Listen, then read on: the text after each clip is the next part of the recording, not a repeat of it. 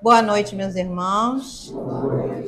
Que a paz de Jesus esteja em nossos corações. Mais uma vez, estamos aqui reunidos, né, para estudarmos o Evangelho de Jesus e para recebermos as bênçãos, né, que a casa oferece. Vamos dar início cantando a canção que foi feita em homenagem ao mentor da nossa casa, né, Padre Germano. E, Cláudio, com você. Hoje o Ricardo está de folga.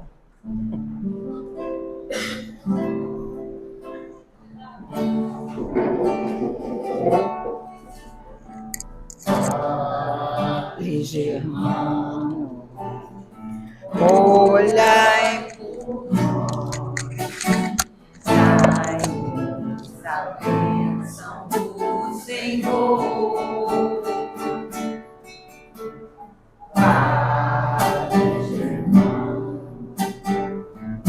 olhai por nós, mostre-nos o caminho do amor. Espírito simples, mas superior, sempre pronto pra nos amparar. Espírito vivo e fundamental, Padre, seu amor é imortal. Nosso SEAP é uma dádiva de luz, humanidade sempre em nome de Jesus. Padre Germano, nosso mentor, fonte de ternura e de amor. Padre Germano, nosso mentor, fonte de ternura e de amor.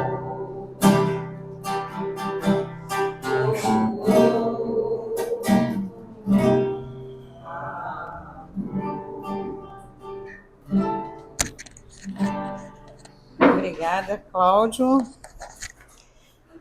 Alguém está vindo pela primeira vez hoje? Você, seja bem-vinda. Ah, é o Luca. O Luca. É, estava pintando? Sejam bem-vindos. Sejam bem-vindos e você também, querida. Mais alguém? Não. Primeira vez? Segunda. Isso aí. E você primeira? Que bom. Sejam todos bem-vindos, né? Vamos aproveitar a noite. Qualquer dúvida é só perguntar. Bom, vamos ler uma página de abertura. Eu puxei ali o Vinho de Luz. São mensagens do Espírito Emmanuel recebidas pelo nosso querido Chico. Tem como título Amanhã.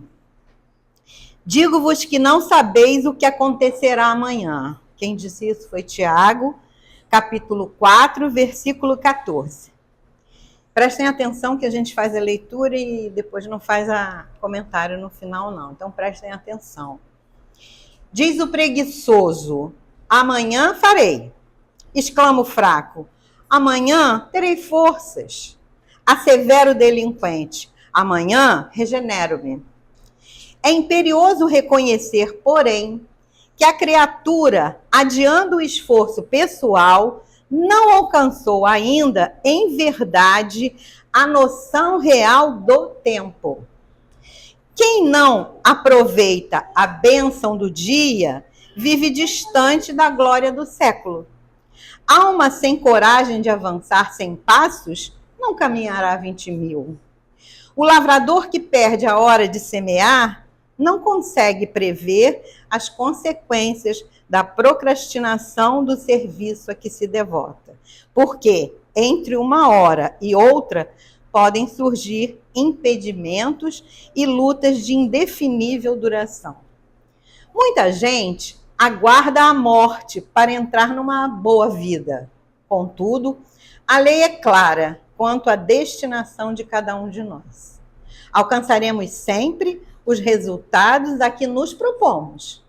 Se todas as aves possuem asas, nem todas se ajustam à mesma tarefa, quer dizer, de voar, né?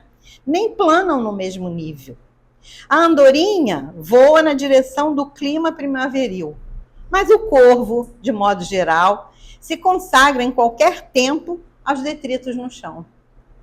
Aquilo que o homem procura agora surpreenderá amanhã à frente dos olhos e em torno do coração. Cuida, pois, de fazer sem delonga, sem demora, quanto deve ser feito a benefício da tua própria felicidade, porque o amanhã será muito agradável e benéfico somente para aquele que trabalha no bem. Só aqui uma ressalva, Ressalva não, só para reforçar. Quantas mensagens a gente ouve, que fala nesse trabalho no bem? Que esse é o grande objetivo da nossa caminhada, trabalhar no bem. Então, amanhã será muito agradável e benéfico somente para aquele que trabalha no bem, que cresce no ideal superior e que aperfeiçoa valorosamente nas abençoadas horas de hoje. Então, o passado já passou, a gente não consegue mexer. O amanhã, futuro, a gente não sabe se estará lá, Mas é hoje que temos que tomar as nossas decisões. Fica aí a reflexão desta noite. Vamos fazer agora a nossa prece, elevando o nosso pensamento ao alto, pedindo a Deus, nosso Pai Criador, a Jesus, nosso Mestre querido, a Germano, mentor espiritual desta casa, e toda a sua falange de trabalhadores, que nos envolvam com fluidos benéficos, com bênçãos de luz, com sabedoria, com inspiração, com cura para os nossos males físicos e espirituais. Que possamos nesta noite, aproveitar tudo aquilo que a espiritualidade está trazendo para nós. Vamos pedir também pela fluidificação das águas, que a equipe responsável coloque ali em cada garrafinha o remédio necessário para a continuidade dos tratamentos. Pedimos também por todos aqueles nomes que foram colocados ali nas caixinhas, de irmãozinhos encarnados e desencarnados, que necessitam das nossas vibrações amorosas. Pedimos pela paz, pedimos por toda a humanidade.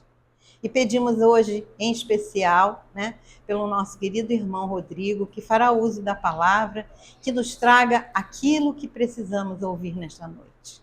E assim, então, pedimos a permissão para dar início à reunião desta noite. Que assim seja, graças a Deus. Meu irmãozinho, seja bem-vindo, mais uma vez. Isso. Porque muitos lugares você vai, Então, assim, seja muito bem-vindo, nós te adoramos. Obrigado. Olha, é unânime, ó. Obrigado. Tá? Fique à vontade ótimo. E nos traga aí coisas boas para serem ouvidas. Muito obrigado. Uma boa noite a todos. É sempre uma alegria muito grande estarmos com os amigos do Aprendizes do Bem. Nós gostaríamos de agradecer a direção da casa, por na condição de estagiários da vida, nós temos absoluta certeza de que a obra é do Cristo, mas a oportunidade de trabalho é toda nossa. Então, muito obrigado por mais essa oportunidade. Na noite de hoje, nós iremos estudar o capítulo 15 do Evangelho segundo o Espiritismo. Fora da caridade não há salvação. Nós estamos no dia 26 de agosto do ano de 2025. E sem querer parecer ansioso, que de fato sou, eu tenho a impressão que depois que passam as festas juninas, que nós tanto gostamos aqui na nossa cidade, Santo Antônio, São João, São Pedro, eu tenho a impressão que o final do ano se aproxima de forma mais rapidamente. Infelizmente, depois da falência de uma grande rede de lojas de departamentos, nós não teremos mais anunciado na grande mídia a partir dos meses de setembro e outubro, uma festa que eu tanto gosto, porque nos meses anteriores, chegava outubro, setembro e outubro, nós já começávamos a ouvir no rádio e na televisão, né? Já é Natal na Líder, já é hora, não é verdade? Mas vejam, eu, Rodrigo, particularmente, eu gosto muito do Natal. E é interessante nós refletirmos. O que nós comemoramos no período do Natal? No período do Natal, nós comemoramos o nascimento do Rabi, o nascimento de Jesus Cristo. E o que costumamos fazer no período do Natal? Dependendo da nossa disponibilidade, nós compramos presentes, né, para os nossos amigos, para os nossos familiares, mas principalmente para os nossos pequeninos. Uma figura muito presente nesse período do Natal é aquele moço que usa uma roupa vermelha, de barbas e cabelos brancos, né, o Papai Noel. E o que Papai Noel vem fazer? Papai Noel vem trazer presente para os nossos pequeninos. Vejam só, meus amigos, que coincidência. No imaginário da maioria de nós, como é que nós imaginamos, visualizamos a figura do Senhor da vida, do Criador de Deus? O grupo Biquíni Cavadão, nos anos 80, bem definiu essa visão que a maioria de nós faz do Criador de Deus quando eles nos cantavam: vento, ventania, me leve para as bordas do céu, eu quero puxar as barbas de Deus. Numa visão patriarcal, a maioria de nós imagina, visualiza o Senhor da vida como aquele homem de barbas e cabelos brancos. Olha que coincidência. Como é que é o Papai Noel? É um homem de barbas e cabelos brancos. Vejam, eu não estou fazendo nenhum autorretrato, né? Aliás, vou contar uma coisa para vocês.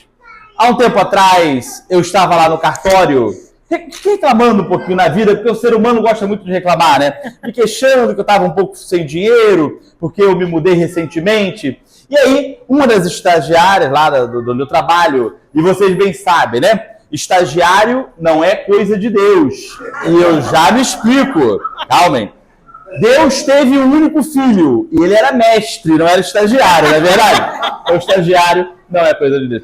E a estagiária virou-se para mim e falou: Rodrigo, fique tranquilo, logo chega o final do ano. E eu falei: mas o que tem isso a ver? Eu falei: Rodrigo, no final do ano você vai poder ganhar um bom dinheiro. E eu logo me interessei, né? Então eu perguntei: mas como? Ela falou assim: é só você fazer um bico no Norte Shopping de Papai Noel. Disse-me ela: afinal de contas o biotipo você já tem. Eu falei: não é má ideia, né? Vamos pensar nisso no futuro. Mas vamos deixar isso para lá. Então vejam, o Papai Noel, ele vem trazer presente para os nossos pequeninos. E o que representa o nascimento do Rabi entre nós? O nascimento do Rabi entre nós representa o maior presente que a família humana terrena já recebeu. Nós precisamos recordar que há 4,5 bilhões de anos, eu repito, há 4,5 bilhões de anos, Jesus já era um espírito puro, já era um dos espíritos crísticos que estavam no momento em que o material que iria ser utilizado para formar o planeta Terra desprendeu-se do Sol. Mas o livro A Caminho da Luz nos diz mais. Nos diz que o Rabi, ele é o grande arquiteto planetário. Tanto é que Jesus é o governador do planeta Terra. E aí é interessante nós refletirmos o que veio Jesus fazer aqui na Terra. Será que o Rabi veio criar algo novo? Não. Jesus vem nos falar de algo que sempre existiu e que é imutável. O Rabi vem nos ensinar as leis do Senhor da vida, as leis do Criador, leis estas que são eternas e imutáveis. Como nós bem sabemos, o exemplo, ele não é a melhor forma de se educar ninguém. Eu repito, o exemplo não é a melhor forma de se educar ninguém. Na verdade, o exemplo é a única forma. E Jesus, ele vem justamente exemplificar as leis do Criador, as leis do Senhor da vida, as leis de Deus. Não é por outras razões que Paulo de Társio, no livro Paulo e Estevão, chama o evangelho do Rabi do mapa para o tesouro. Que tesouro é este que Paulo de Társio fala? Paulo de Társio está falando do tesouro da felicidade. Mas, Rodrigo, todos nós um dia seremos felizes? E a resposta é sim. Então perguntamos, mas então quando? Quando nós alcançarmos a perfeição. Quando nós alcançarmos a condição de espíritos puros. E qual é o caminho para nós alcançarmos a perfeição, a condição de espíritos puros? É seguir o Evangelho do Mestre, de Jesus. A jornada evolutiva do espírito assemelha-se a uma corrida da Uber.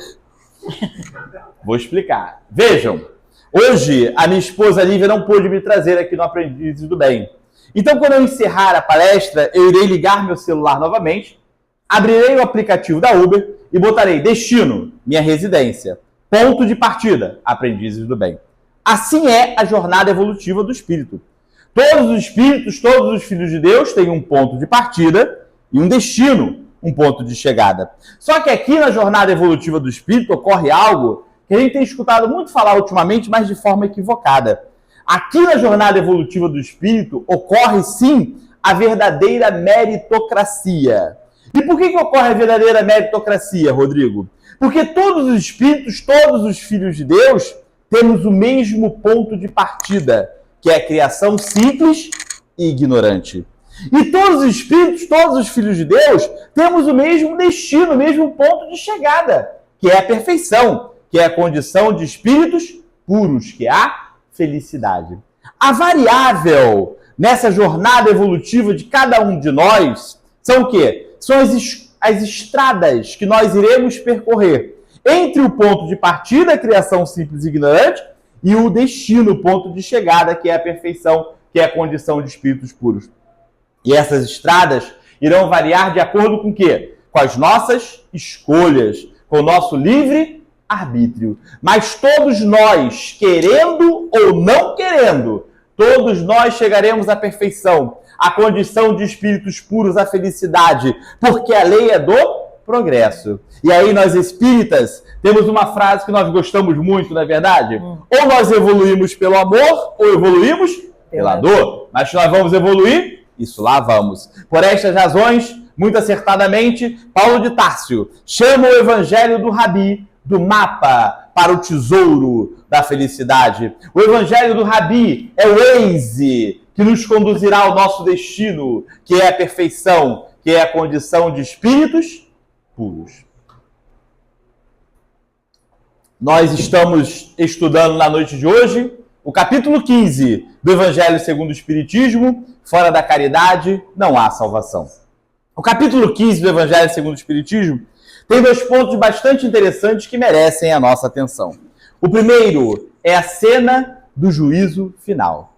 Disse-nos o Rabi: quando o Filho do Homem vier acompanhado de todos os seus anjos, sentar-se-á no trono de sua glória, e terá diante de si todas as nações, e separará um dos outros, assim como faz um pastor que separa dos bodes as ovelhas, e colocará as ovelhas à sua direita e os bodes à sua esquerda. Então dirão para aqueles que tiverem à sua direita: vinde, benditos do meu Pai, e tomai posse do reino que foi preparado desde o princípio para vós. Porquanto tive fome e me deste de comer, tive sede e me deste de beber, estive desabrigado e me hospedaste, estive nu e me vestiste, estive enfermo no cárcere e foste me visitar. Mas então os justos lhes dirão: mas mestre, quando foi que soubemos que estava com fome e te demos de comer? Com sede e te demos de beber, desabrigado e te hospedamos, nu e te vestimos? Quando foi que soubemos que estava enfermo no cárcere e fomos te visitar? Então o rei lhes dirá: em verdade eu vos digo, todas as vezes que tiveste feito isto a um dos meus mais pequeninos, foi a mim mesmo que terás feito. Depois dirá para aqueles que tiverem à sua esquerda: afastaste de mim, malditos, ide para o fogo eterno que foi preparado para o diabo e todos os seus anjos. Porquanto tive fome e não me deste de comer, tive sede e não me deste de beber, estive desabrigado e não me hospedaste, estive nu e não me vestiste, estive enfermo no cárcere e não foste me visitar. Mas também eles protestarão: mas mestre, quando foi que soubemos que estava com fome e não te demos de comer, com sede e não te demos de beber, desabrigado e não te hospedamos, nu e não te vestimos? Quando foi que soubemos que estava enfermo no cárcere e não fomos te visitar. Então o rei também lhes dirá: em verdade eu vos digo, todas as vezes que tiveste deixado de fazer isto, um dos meus mais pequeninos, foi a mim mesmo que terás deixado de fazer. Eis a cena do juízo final. Eu tenho uma tia que ela é protestante, né? Ou como nós gostamos de chamar, crente, evangélica, e ela costuma me dizer: Rodrigo, quando nós morrermos, todos os joelhos se dobrarão aguardando o juízo final. E eu, que sou muito gaiato e serventuário da justiça, e trabalhei durante muitos anos aqui na terceira vara de família do Meia como porteiro de auditório. E o que faz um porteiro de auditório? O porteiro de auditório fica na porta da sala de audiência chamando as pessoas para falar com o juiz. Eu costumo dizer para ela: tia, eu só espero não estar escalado nesse julgamento, porque é tanta gente para chamar que eu já estou até cansado. Mas brincadeiras à parte, eu pergunto aos amigos aprendizes do bem: quando nós desencarnarmos, nós passaremos por alguma espécie de julgamento? E a resposta é sim. Então, se nós seremos julgados, é importante nós sabermos quem será o nosso juiz. Será Maria? Que bom seria. Será o Rabi? Será o próprio Criador, o Senhor da vida, Deus? Não. O nosso juiz será a nossa própria consciência. E quais foram os considerandos da sentença? No que se baseou o libelo? A acusação. A sentença, o libelo, a acusação baseou-se, por exemplo, na posição política da pessoa? Se de direita, de esquerda, de centro? Não. A língua que falava? Não. O bairro, a cidade, o país em que morava? Não. A posição social que ocupava, se rico ou pobre? Não. A religião que professava ou se era ateu? Também não. Vinde, benditos do meu Pai, e tomai posse do reino dos céus que foi preparado desde o princípio para vós. Porquanto tive fome e me deste de comer, tive sede e me deste de beber, estive desabrigado e me hospedaste, estive nu e me vestiste, estive enfermo e no cárcere e foste me visitar. A sentença, o libelo, a acusação baseou-se na caridade praticada. Ao estudarmos o livro O Evangelho segundo o Espiritismo, nós percebemos que na maioria dos seus capítulos, Jesus defende, estimula, e ele próprio foi o exemplo da humildade e da caridade. Ao estudarmos esta obra, nós também percebemos que na maioria de seus capítulos, ele condena e desestimula principalmente duas atitudes nossas. E isso é muito interessante, né? Porque hoje em dia, nós vemos muito companheiro de religiões co-irmãs apontando o dedo. Ah, porque Jesus não gosta disso. Ah, porque Deus não se agrada daquilo. Mas ao estudarmos o Evangelho do Rabi, nós percebemos que ele se preocupa principalmente com duas atitudes nossas: o orgulho e o egoísmo. Então, se por um lado ele defende, ele estimula, e ele próprio foi o exemplo da humildade e da caridade, por outro lado, ele condena, ele desestimula o nosso orgulho e o nosso egoísmo. Disse-nos o apóstolo dos gentios: ainda que eu falasse a língua dos homens e a dos anjos, se eu não tiver a caridade, eu nada serei. Certa feita, os fariseus reunidos resolveram propor para o mestre a seguinte questão para o tentar. E um que era doutor da lei perguntou-lhe: mestre, o que preciso fazer para ser salvo? E o Rabi então lhe indaga: o que está escrito na lei? O que você lê nela? E o fariseu então lhe diz: amarás a teu Deus de todo o teu coração e toda a tua alma, e a teu próximo como a ti mesmo. Disse-lhe então o Rabi: disseste muito bem, fazei isto e serás salvo. Mas o doutor da lei, querendo parecer um justo, indaga do Rabi: mas mestre, quem é o meu próximo? E Jesus então lhe conta a seguinte parábola: um homem descia de Jerusalém para Jericó e cai na mão de ladrões, que além de o roubar, o agrediram, o deixando quase morto em uma calçada. Naquele dia, passou por aquele caminho um sacerdote, passou, olhou, seguiu adiante. Logo depois vinha também por ali um levita. O levita passou, olhou também seguiu adiante. Mais tarde também passou por aquele caminho um samaritano. Um pequeno parênteses.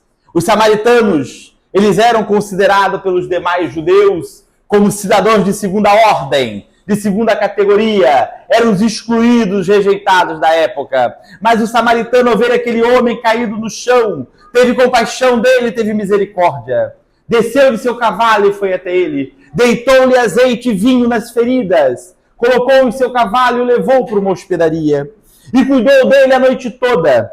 E na manhã do dia seguinte, como o samaritano precisava seguir a viagem, ele procura o dono da hospedaria e diz: olha, toma aqui 2 denários e cuida muito bem deste homem.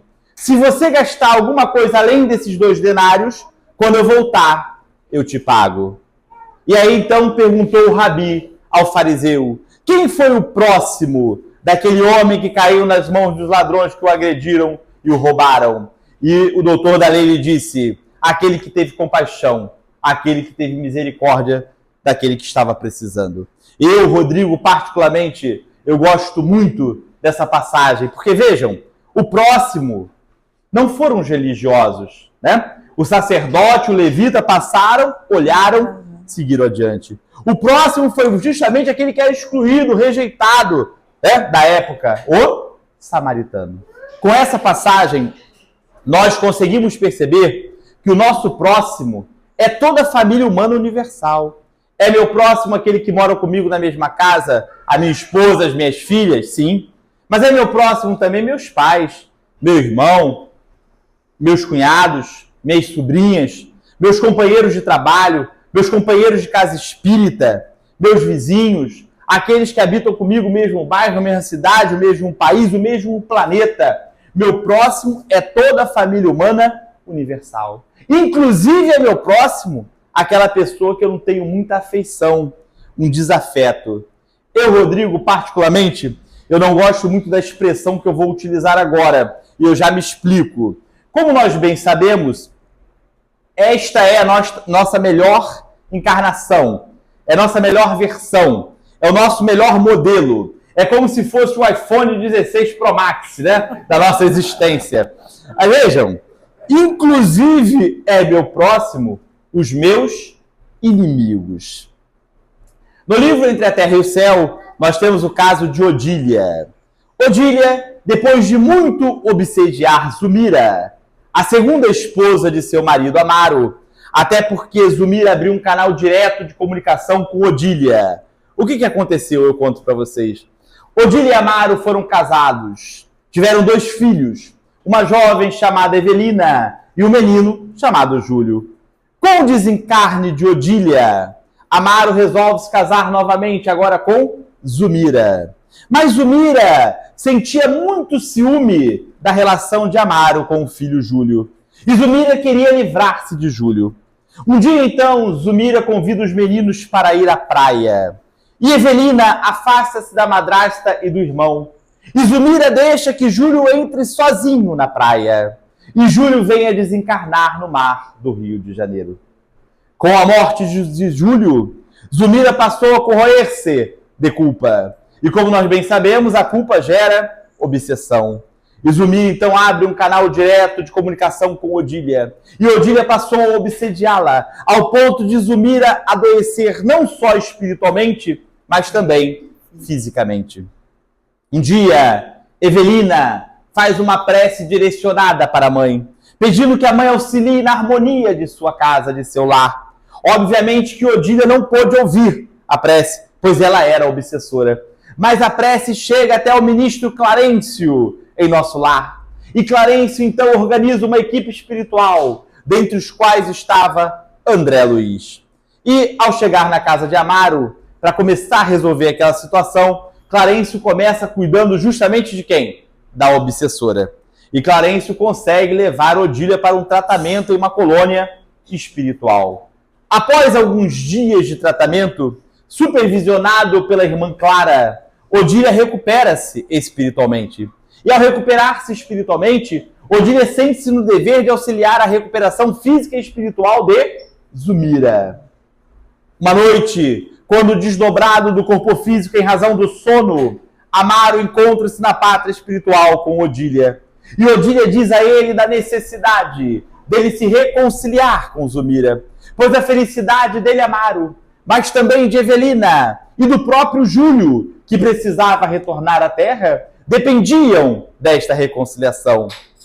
Depois de tudo acertado com Amaro, Odília, junto da equipe espiritual, auxilia Amaro a retornar ao veículo carnal. Ao despertar no corpo físico, Odília o influencia para que ele se reconcilie com Zumira. Amaro levanta-se de sua cama e vai até o quarto onde Zumira dormia e conversa com ela e se reconciliam. Quando Odília percebe que as coisas estavam mais ou menos resolvidas, ali entre Amaro e Zumira, ela vai até o quarto da filha Evelina, que estava desdobrada do corpo físico em razão do sono. E Odília diz a Evelina que ela é peça fundamental da harmonia daquela casa, dizendo a Evelina que ela fosse uma pessoa melhor, que ela fosse a filha que Zumira ainda não tivera. Ao despertar no corpo físico, Evelina está feliz, tem a impressão de ter sonhado com a mãe. Então ela levanta-se, vai até a cozinha, prepara um leve café da manhã para a madrasta e vai até o quarto onde está a madrasta e o pai. Ao verem aquela cena, Zumira e Amaro alegram-se. Evelina abraça Zumira e Amaro e lhes diz: nessa noite eu sonhei com mamãe. Amaro também lembrava-se do encontro que tivera com Odília, mas nada falou para não ferir as suscetibilidades da esposa Zumira. E Evelina continuava: e mamãe me dizia que eu precisava ser uma pessoa melhor, que eu fosse a filha que Zumira ainda não tivera. E toda a família terrena, inclusive Zumira, que tinha péssimas lembranças da figura de Odília, né? Porque quando Zumira estava desdobrada do corpo físico, Odília a perseguia. Mas inclusive Zumira reconhece em Odília o anjo bom daquela hora de reconciliação e bom ânimo. No livro Paulo e Estevão, nós temos o caso de Saulo de Társio. Saulo, após a morte de sua noiva Abigail, ele resolve passar alguns dias na casa de Ruth e Zacarias, inteirando-se dos últimos dias de Abigail. O jovem rabino descobre que fora Ananias, um velho ermitão cristão, quem converteu Abigail ao cristianismo. Então Saulo indaga de Zacarias: onde está Ananias? E Zacarias diz: olha, Ananias se mudou dessa região há mais ou menos 2 meses. E o jovem rabino lhe diz: eu preciso encontrar Ananias para puni-lo adequadamente. Afinal de contas, Ananias desrespeitou as leis de Moisés. Zacarias, muito surpreso, ainda argumenta: mas Saulo, como assim queres punir Ananias, que tanto bem fez para nossa querida Abigail? Mas o jovem doutor da lei, inflexível, rígido, lhe diz: eu irei punir Ananias. Ao retornar para Jerusalém, alguns dias depois, torturando um prisioneiro cristão, Saulo descobre que Ananias havia se mudado daquela região de Jerusalém para Damasco há algumas semanas.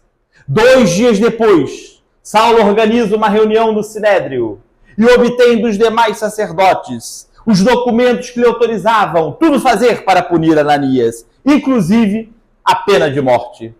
3 dias depois, vamos ver Saulo saindo de Jerusalém em uma pequena comitiva. Foi acompanhado por 3 servos, Jacó, Jonas e Demétrios. Nas vésperas de chegar ao seu destino, pela manhã, o jovem rabino estava absorto em seus pensamentos. Era mais ou menos meio-dia, quando as primeiras imagens de Damasco se vê ao longe, e todos percebem no céu luzes solares diferentes.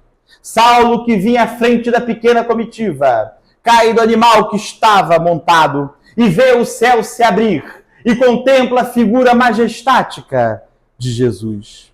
Instintivamente, o jovem rabino estava de joelho no solo quente do deserto e ouve uma voz que lhe diz: Saulo, Saulo, por que me persegues? O jovem rabino, surpreso e assombrado, indaga: quem sois vós, Senhor? E o Senhor desconhecido lhe diz: eu sou Jesus. Saulo curva-se para o chão e um pranto copioso, em um instante, recorda toda a perseguição que havia realizado contra os seguidores do carpinteiro de Nazaré. Abigail não estava louca, Estevão estava certo. Jesus amorosamente lhe toca o ombro e lhe diz: Saulo, não recalcitreis contra os agrilhões. O jovem rabino compreende o que o mestre quer lhe dizer, e ainda ali, no solo quente do deserto, ele faz a sua primeira procissão de fé, indagando ao mestre: Senhor, o que queres que eu faça? E Jesus então lhe diz: Saulo, entre em Damasco, e lá será dito o que fazer. Ao despertar daquela conversa com Jesus, Saulo percebe que estava cego. Um pequeno parêntese. Os amigos aqui do Aprendizes do Bem já puderam perceber que na maioria das minhas palestras eu sempre arrumo um jeito de trazer a história de um cego, né? O nome disso é reserva de mercado. Mas eu prometo que na próxima não vai ter. Fecha parênteses. Saulo estava cego. E Saulo passa a ouvir a conversa dos 3 servos que o rodeavam, que acreditavam que ele havia enlouquecido, pois viram ele conversando com um ser invisível. Saulo então dispensa Jonas e Demétrios, que retornam para Jerusalém, e ele segue a pé com Jacó até entrar em Damasco. Ao entrar em Damasco, Saulo pede a Jacó que o leve à casa de seu amigo Sadoc. Sadoc foi quem primeiro falou com Saulo sobre os seguidores do carpinteiro de Nazaré. Mas Saulo era muito rígido em seus costumes. Então ele fica no portão da casa e pede para que Jacó vá ver se o amigo estava em casa. Jacó conta todo o ocorrido para Sadoc.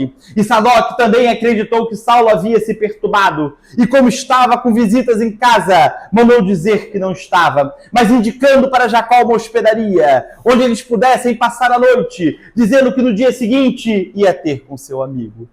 Na manhã do dia seguinte, Jacó, muito consternado, diz a Saulo que precisava retornar para Jerusalém. E o jovem rabino fica ali, cego, sozinho, por 3 dias, em profundas reflexões. No 3º dia, quem veio ao encontro de Saulo? Ananias. A ovelha perseguida veio buscar o lobo feroz e voraz. Ananias batiza Saulo e, impondo-lhe as mãos nos olhos, faz com que Saulo volte a enxergar. E ali Saulo inicia todo o seu apostolado. Mais tarde passa a se chamar Paulo de Társio. E sem sombras de dúvidas, Paulo de Társio é um dos maiores divulgadores da doutrina cristã. Aqueles que ainda não leram Paulo Estevão, eu recomendo a leitura, porque Paulo Estevão é uma verdadeira obra-prima. Sem querer dar spoiler, mas já dando. É muito interessante. Porque no final do livro, quando Paulo é assassinado pelos militares romanos, quem está esperando ele na pátria espiritual? O próprio Ananias. Então vejam, com essas passagens, nós conseguimos confirmar que o nosso próximo é toda a família humana universal. Inclusive é nosso próximo, aquela pessoa que nós não temos muito afeto, um desafeto, um inimigo.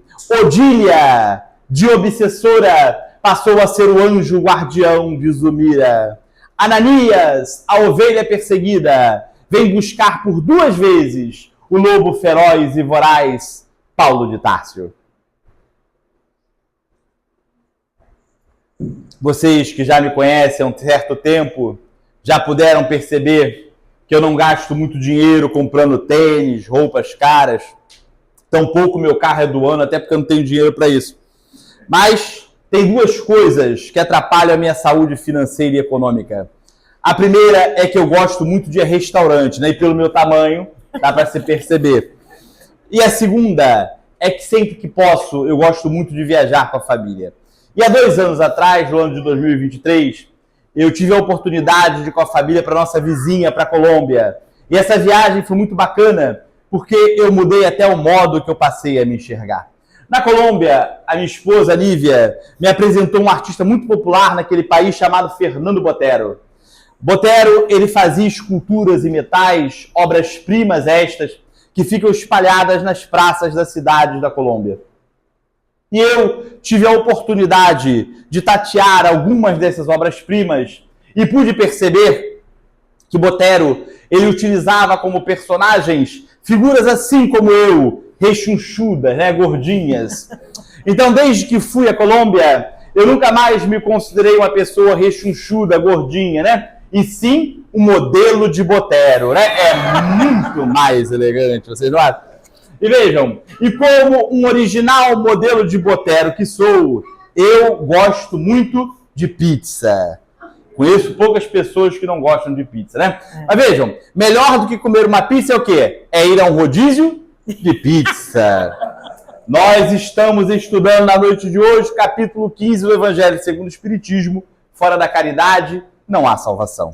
O atual momento em que o planeta Terra vive, esse momento de transição planetária, onde a Terra está deixando de ser um mundo de provas e expiações para ser um mundo de regeneração, mas em especial nos dias de hoje, em que as mudanças estão tão acentuadas, tão agudas, tão rápidas, que estão deixando todos nós um pouco perturbados, perdidos. E aí nós vemos, companheiros, ressignificando os bebês reborns e os pets. Nós vivemos hoje no planeta Terra um verdadeiro rodízio de oportunidade da prática da caridade. Obviamente que nós precisamos nos recordar da belíssima canção de Alan Filho, quando ele nos diz: sem perceber, eu finjo não ver e prefiro evitar. É preciso ter olhos de ver e mãos de ajudar. Se nós tivermos olhos de ver e mãos de ajudar, nós vamos conseguir compreender que o atual momento que o planeta Terra vive é um verdadeiro rodízio de oportunidade da prática da caridade. Como nós bem sabemos, mas eu preciso dizer, a caridade tem duas espécies, duas maneiras. Nós temos a caridade material, que na minha singela opinião, Rodrigo, é a mais fácil de ser praticada, e a caridade não material. Para nós que moramos aqui na cidade do Rio de Janeiro, desde que possamos, a prática da caridade material não é algo tão complicado assim. Por quê? Porque na maioria dos sinais de todas as regiões da nossa cidade, nós sempre encontramos um companheiro tentando vender uma bala, uma bananada. Quando nós paramos com o nosso carro, tem sempre algum companheiro tentando lavar o vidro do carro com o shampoo do posto. Quando nós estamos no ônibus, no trem, sempre parece alguém tentando vender alguma coisa, uma pipoca, uma paçoquita, alguma coisa desse tipo. Então, para nós que moramos aqui na cidade do Rio de Janeiro, desde que possamos, a prática da caridade material não é algo tão complicado assim. Nós sabemos que temos irmãos que moram em outras cidades, de países mais desenvolvidos economicamente, mas principalmente socialmente, em que a pobreza não é tão acentuada como aqui no Rio de Janeiro, que a prática da caridade material é algo mais difícil. Mas para nós que moramos no Rio de Janeiro, desde que possamos praticar a caridade material, é algo bem tranquilo. Mas nós temos a outra caridade, que na minha singela opinião é a mais difícil, que é a caridade não material. Rodrigo, você poderia trazer alguns exemplos de caridade não material na noite de hoje? Sim. E o primeiro exemplo que eu separei para o nosso estudo da noite de hoje, eu acho uma caridade muito útil no atual momento de transição planetária que a Terra vive, que é quando nós paramos para ouvir o nosso semelhante. Mas é parar para ouvir com o ouvido de ouvir. Porque muitas vezes nós paramos para ouvir o outro, mas o que nós queremos é dar um pitaco na vida do outro. O que nós queremos é julgar a atitude do outro. Eu gosto muito de ir nas feiras aqui no Rio, né? E um dia eu estava numa feira, não sei se foi no Lavradio ou na Feira da Glória, e a Nívia leu para mim uma frase numa camiseta que eu achei muito interessante. Dizia o seguinte: não estou precisando de opinião, e sim de pix. Eu falei, não tá tudo errado. Porque vejam, muitas vezes, eu volto a dizer, nós paramos para ouvir o outro, mas o que nós queremos é dar um pitaco na vida do outro. É julgar a atitude do outro. Afinal de contas, nós somos expert em resolver o problema do outro. Nós somos especialistas em dar solução para o problema dos outros. A gente não consegue resolver o nosso, mas do outro, é bom. Eu sei que hoje em dia, pegar o nosso smartphone e ligar para alguém é algo vintage, não é verdade? Porque, vejam, no ano de 2025, como é que os 40 mais como eu se comunicam? Mensagem no WhatsApp. E os jovens? Direct no Instagram. Mas todos nós conhecemos uma pessoa que é mais solitária, que não tem com quem conversar. Então, quando nós pegamos o nosso smartphone, ligamos para ela uma vez na semana, 2 vezes na semana, uma vez a cada 15 dias, uma vez no mês, para saber do seu cotidiano, deixar que ela fale um pouco, isto também é um ato de caridade. Nessa existência, eu estou tendo a oportunidade de vivenciar a interessante experiência da cegueira. E na condição de uma pessoa cega como eu consigo experimentar os 2 lados da moeda da caridade. Eu tanto posso praticar a caridade, e nós vamos ver daqui a pouco mais à frente, que a caridade pode ser praticada por todos, como na condição de uma pessoa cega, eu consigo experimentar o outro lado da moeda da caridade, que é ser objeto da caridade alheia. Há 6 anos atrás, eu morava aqui pertinho, ali em Pilares, no Arena, e naquela época eu costumava ir e voltar do trabalho de ônibus. Um dia, então, eu cheguei do trabalho, passei pela portaria, e aqueles que conhecem o Arena vão entender o que eu vou explicar agora. Quando você passa da portaria, tem uma rampa que te leva até a praça principal. E eu já estava quase chegando na praça principal, quando eu sou parado por uma menina de 6, 7 anos de idade e fala: tio, você vai para onde? E eu falei para ela: eu vou para o bloco 2.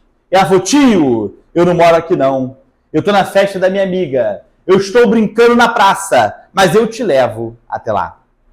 E eu, que sou pai de 2 meninas, e sei que aos 6, 7 anos de idade não há nada mais importante na vida do ser humano do que brincar, para não atrapalhar, ela falou: não, você pode deixar que o tio chegue até lá. Eu falei: não, tio, eu faço questão de te levar até lá. Eu só não sei onde é que é.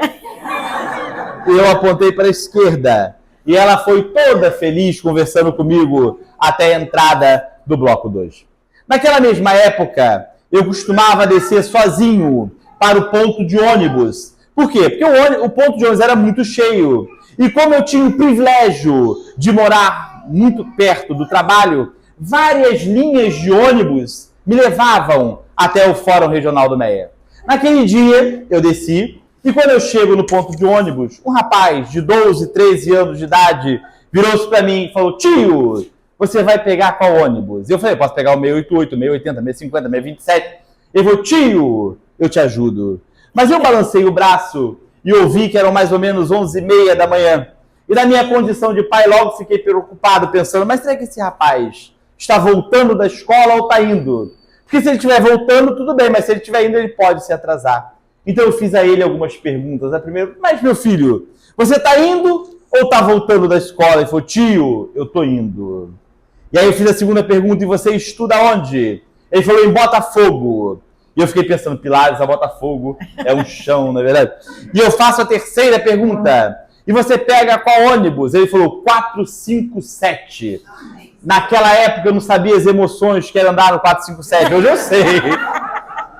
Então eu prontamente disse: olha, é melhor que nós peçamos uma outra pessoa, senão você vai se atrasar. Ele falou: não, tio, fique tranquilo, eu faço questão, dá tempo.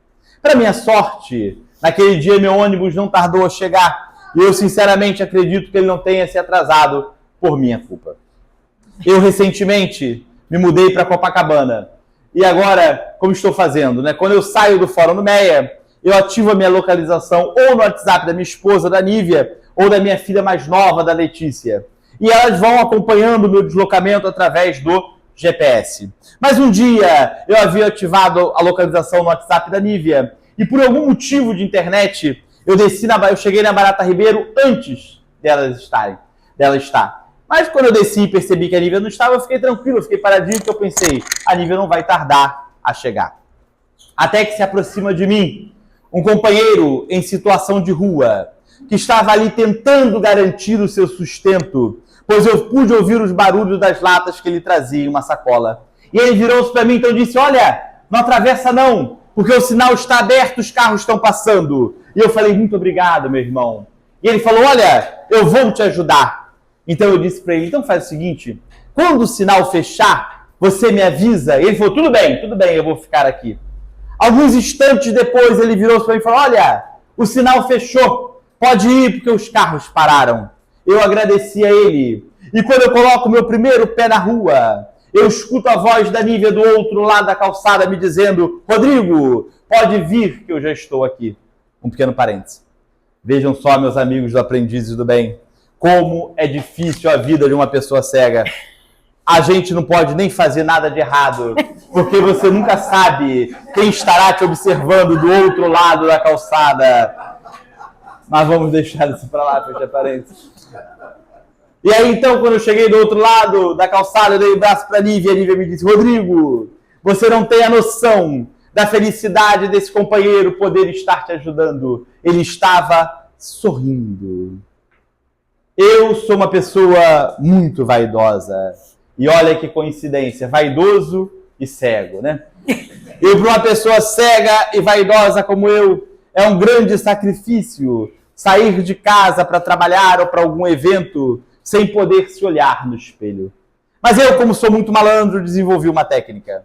Eu utilizo-me dos olhos da minha esposa e das minhas filhas como espelho. Então, quando eu vou me arrumar, eu separo uma camisa, pergunto: que cor é esta camisa? Elas falam vermelha, azul, amarela, roxa, né? Depois que eu me apronto, eu perguntei: estou bem, estou bonito, harmonizou, a camisa está combinando com o tênis, o cabelo e tal. E elas me dizem, e assim eu tenho uma noção como estou saindo de casa. Mas como toda técnica, essa também tem uns contratempos, né? Um dia eu estava descendo o elevador com a minha filha mais velha, com a Júlia, e eu havia feito um corte de cabelo diferente. Vocês percebem, às vezes eu deixo o cabelo crescer, daqui a pouco eu raspo a cabeça, eu deixo a barba, eu tiro a barba. Eu não gosto de ficar com a mesma cara. Isso sem enxergar, imagina se enxergar. E eu havia feito um corte de cabelo diferente. Eu tinha lançado um disfarçadinho, né? E aí eu viro pra Júlia e falo: Júlia, papai está bonito. E ela me olhou muito séria, pensou um pouco e me disse: olha, pai, para você ficar bonito, vai ter que desencarnar e reencarnar 3 vezes. E eu pensei comigo, as aulas de evangelização estão dando certo, né? Outra feita, eu cheguei no trabalho todo pimpão e falei pro meu estagiário: olha, hoje eu estou bonito, eu estou de vermelho, eu gosto muito como eu estou quando eu boto vermelho. Ele falou: Rodrigo, tem um pequeno problema, você está de amarelo e não de vermelho. Naquele dia, a Lele estava chateada comigo, eu briguei com ela por algum motivo, e ela me falou que eu estava de vermelho, não estava de amarelo. Como toda técnica, essa também tem uns contratempos. Mas vejam, a verdade é que, na condição de uma pessoa cega como eu consigo experimentar, eu consigo vivenciar os 2 lados da moeda da caridade.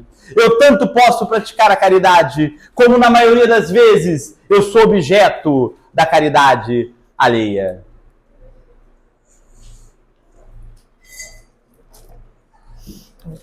Na Idade Média, na Idade das Trevas, na Idade das Sombras, nós chegamos a dizer que fora da igreja não há salvação. A expressão fora da igreja não há salvação é uma expressão equivocada, pois exclusivista e separatista. Quer dizer que só seria salvo aqueles que estivessem dentro da Igreja Católica? E nossos irmãos muçulmanos? E nossos irmãos judeus? E nossos irmãos budistas? Um pouco depois, mais à frente, nós chegamos a dizer que fora da verdade não há salvação. A expressão fora da verdade não há salvação também é equivocada, pois também é exclusivista e separatista. E aliás, meus amigos, qual é a seita, qual é a religião, qual é a filosofia que não acredita estar com a verdade? Os nossos irmãos muçulmanos acreditam estar com a verdade. Os nossos irmãos judeus acreditam estar com a verdade. Os nossos irmãos budistas acreditam estar com a verdade.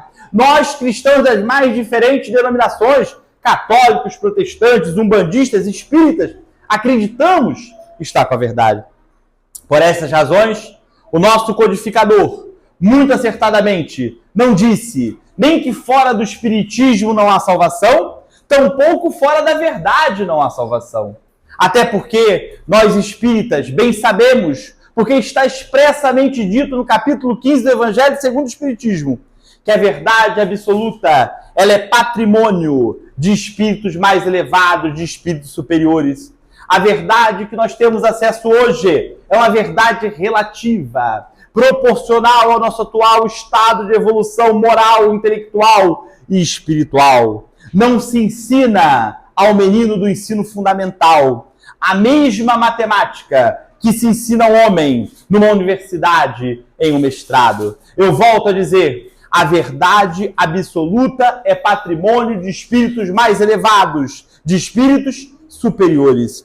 A verdade que nós temos acesso hoje é uma verdade relativa, proporcional ao nosso atual estado de evolução moral, intelectual e espiritual. Por estas razões, Allan Kardec, muito acertadamente, não nos disse nem que fora do espiritismo não há salvação, tampouco fora da verdade não há salvação, e sim, fora da caridade não há salvação.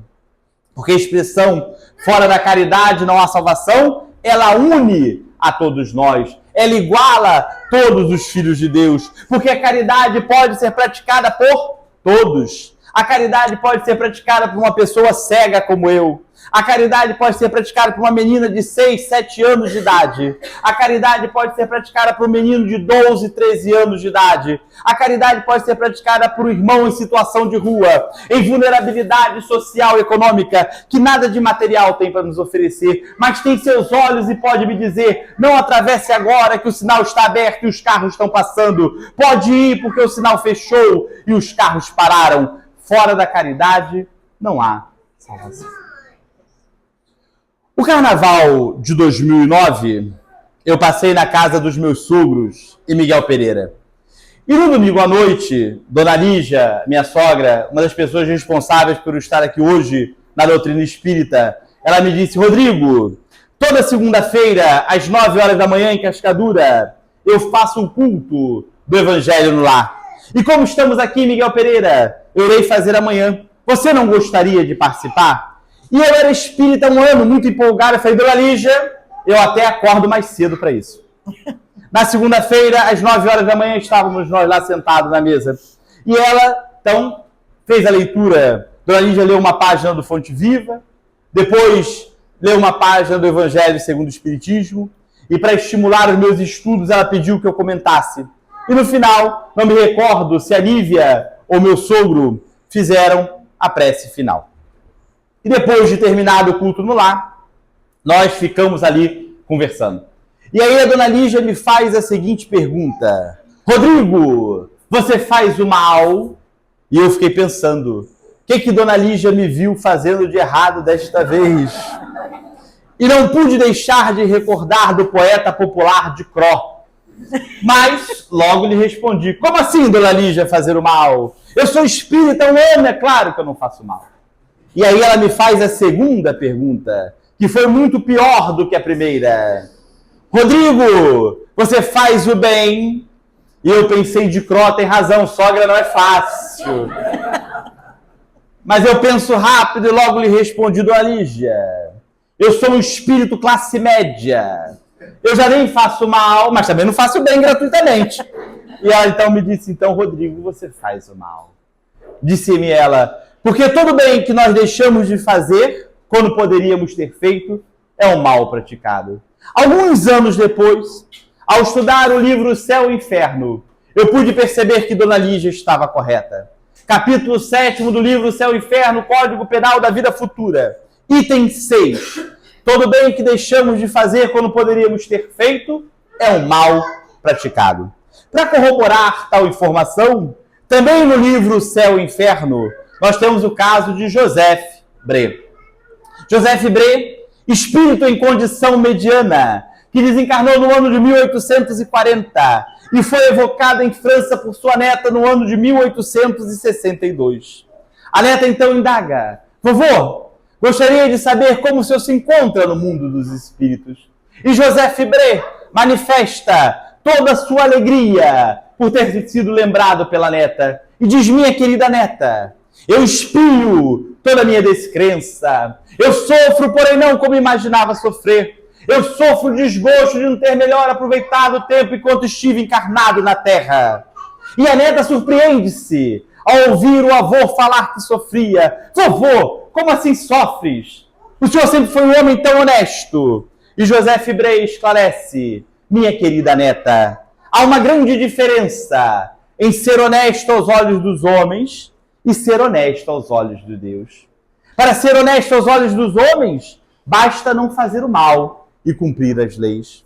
Para ser honesto aos olhos de Deus, não basta não fazer o mal e cumprir as leis. É necessário fazer o bem. Para ser honesto aos olhos de Deus, é necessário colaborar para o progresso próprio e dos nossos semelhantes.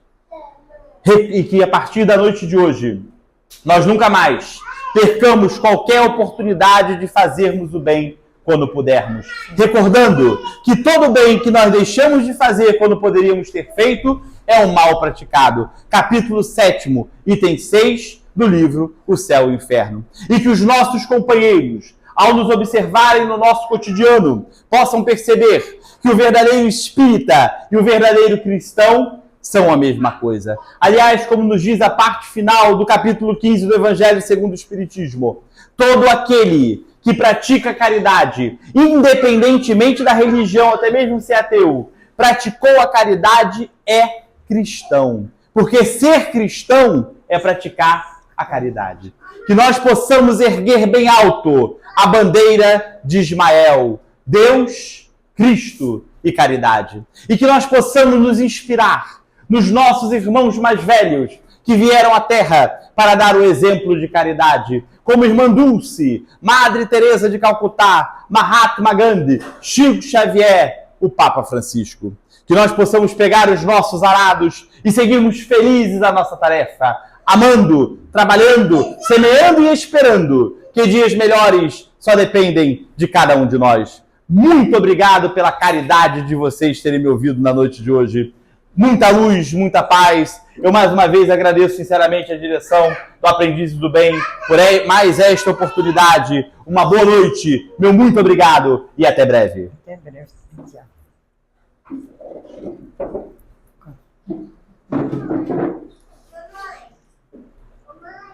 Obrigada, meu irmão. Foi um show. Obrigado. Que os nossos internautas possam, né, aproveitar muito tudo que foi falado nessa noite. Muito obrigada, Rodrigo. Obrigado, Aprendiz, por mais essa oportunidade.